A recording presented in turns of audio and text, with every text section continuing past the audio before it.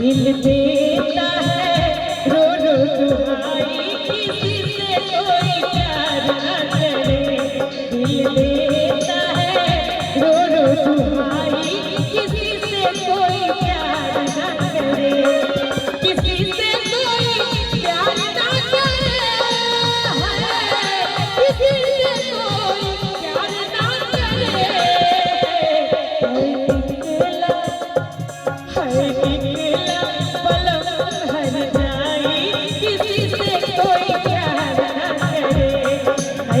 कोई प्यार न करे।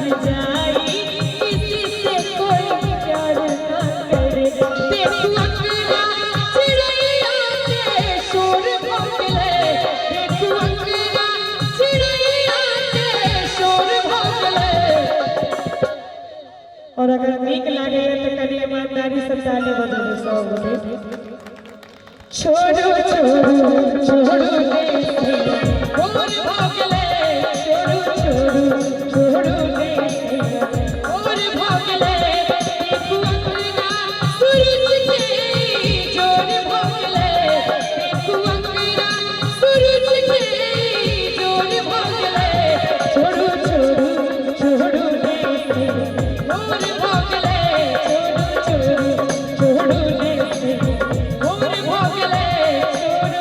छोड़ो छोड़ो कि पिया